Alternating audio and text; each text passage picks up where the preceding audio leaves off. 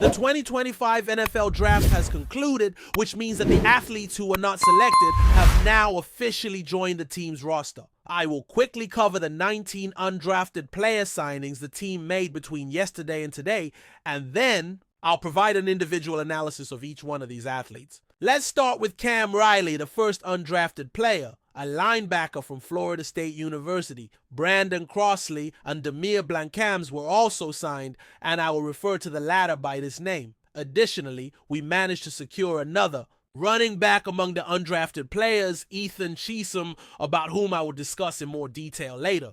Jeremiah Webb is another wide receiver who was added, along with Ben Waldridge, a quarterback who joins the already established roster of Josh Dobbs and Drake May.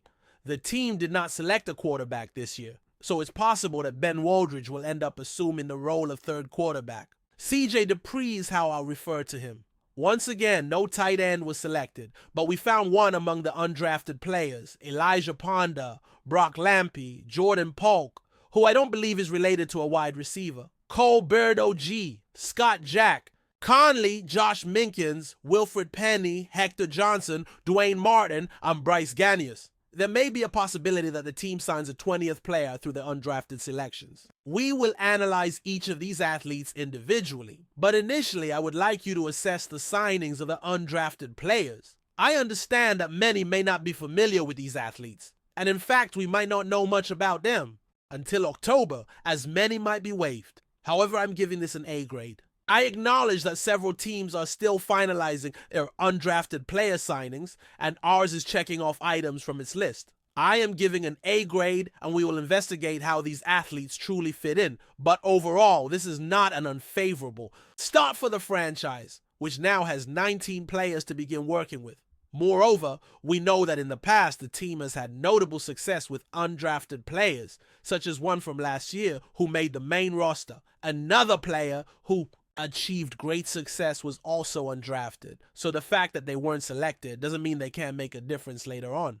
I want to make it clear that I won't comment on the minicamp invites, but the team has already sent out several minicamp invites to various players who could fill the last spot in the undrafted signings. Therefore, keep in mind that although this list is what I'm addressing today, it may not be the final one, especially considering a coach who will likely look to add more athletes, taking into account everything he has done in free agency, the draft, and now with undrafted players. Now I'll focus on the first signing, Cam Riley, the linebacker from Florida State. He had an outstanding performance at the university, being one of the team's top tacklers, and I'll provide more details on who Cam Riley is, but he recorded 47 tackles, ranking 4th on the team in tackles, and had a game where he made 10 tackles. We are truly looking for a headhunter, always ready to strengthen the linebacker position, especially considering the injuries we faced last year. He has good size, standing nearly 6 feet and 4 inches tall and weighing 230 pounds, which could prove to be a valuable addition in the future. Another defensive player is Brandon Crossley, a cornerback from a local university. A bit more about this cornerback, who will likely serve as a depth piece alongside established players as he hails from a nearby city. Here we have an interesting cornerback who is not far from the office at Southern Methodist University. Let's dive into the quarterback situation, which will likely serve as a depth option for another player on the team.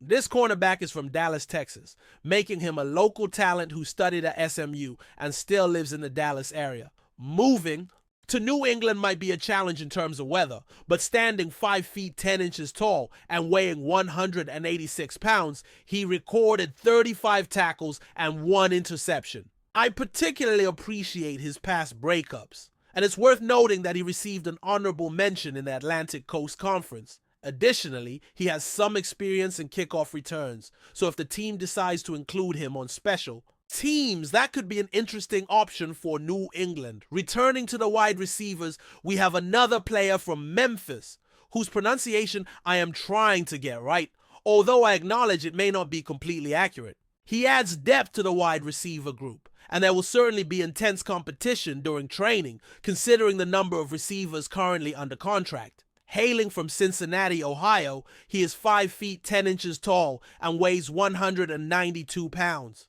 Last season, he recorded 45 receptions for 677 yards and had an impressive performance with 53 receptions, accumulating 901 yards and 7 touchdowns the previous year in Memphis.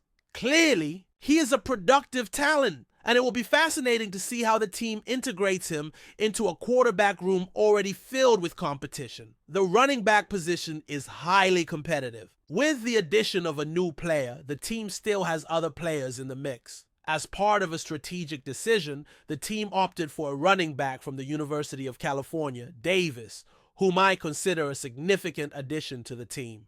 This player completed 284 carries, accumulating nearly 1,500 yards, and I'm excited to see what he can bring.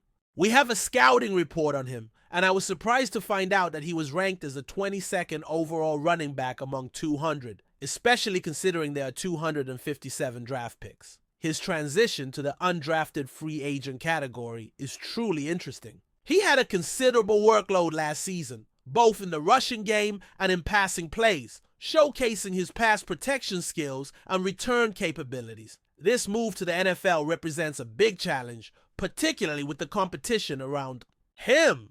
I was quite impressed to see him among the undrafted free agents, as his performance last season was remarkable, offering not only pass protection, but also some return ability. It's important to emphasize that he will face quite a different level of competition in the NFL. Despite other players on the team, the fight for spots will be fierce. Nevertheless, I'm very interested to see what this athlete is capable of.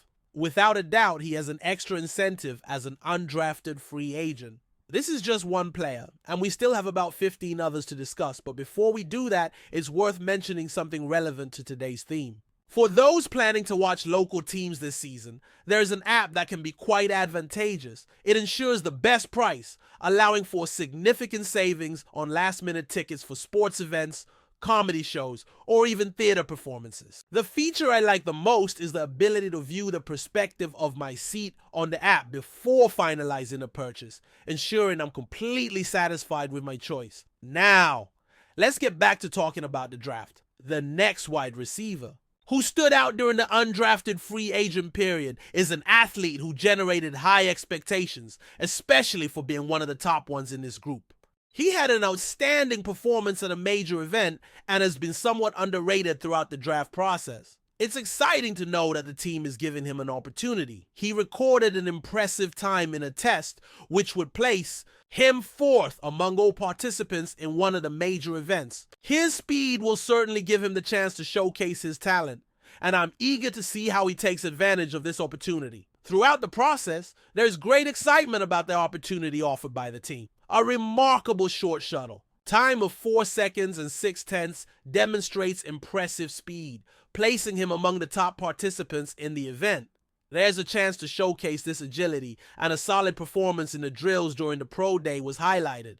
It will be interesting to see how he integrates into a receiver group that is quite competitive, a challenge that the team seems ready to tackle. Before we continue, don't forget to subscribe to Patriots Hub and give this video a like. Your support helps us keep delivering the latest updates on our New England Patriots. And don't be shy, share your thoughts on the news in the comments below. In a surprising move that sent ripples through the NFL, star wide receiver Justin Jefferson has signed with the New England Patriots. After an extraordinary few seasons with the Minnesota Vikings, Jefferson, widely regarded as one of the league's top receiving talents, will be joining Bill Belichick's squad, adding a new layer of offensive firepower to a Patriots team looking to reclaim its status among the AFC elite. Jefferson, a former LSU standout, made an immediate impact when he entered the league in 2020, setting records and earning numerous accolades. His combination of speed, hands, and route running precision has made him one of the most dangerous wide receivers in the NFL, consistently putting up staggering numbers year after year. His ability to break tackles and make crucial plays in clutch moments has earned him the admiration of fans and analysts alike. For the Patriots, this is a bold move signaling a commitment to strengthening their offense which has seen some ups and downs in recent seasons. The addition of a player of Jefferson's caliber not only gives quarterback Mac Jones a much-needed top target, but also serves as a message to the league that the Patriots are looking to build a more dynamic, high-powered offense. While the Patriots have a history of strong defensive units under Belichick, the team has often struggled to find consistency on the offensive side of the ball since the departure of Tom Brady. In recent years, the Patriots have been in search of a true number, one receiver to complement their young quarterback and provide a reliable option downfield. With Jefferson on board, that gap seems to have been filled. The signing also opens up new possibilities for the Patriots' offensive scheme. Jefferson's skill set allows the Patriots to diversify their playbook, incorporating more vertical routes and deep ball opportunities, which has been somewhat of a missing element in recent seasons. With his ability to stretch the field, defenses will be forced to adjust, potentially giving the Patriots' running game more space to operate. As the offseason continues, many will be watching to see how Jefferson fits into the Patriots' system and what kind of impact he will have in his first season with the team. His arrival undoubtedly raises expectations for a team that has consistently been one of the most successful franchises in the NFL over the past 2 decades. With Jefferson on board, the Patriots are hoping to make a return to the top of the AFC, and if his previous performances are any indication, New England's offense could be ready for a new era of success. That's it for this update. If you enjoyed the video and want to stay updated with exclusive news about our New England Patriots, be sure to subscribe to Patriots Hub and hit that like button. We can't wait to hear your thoughts in the comments. See you in the next video.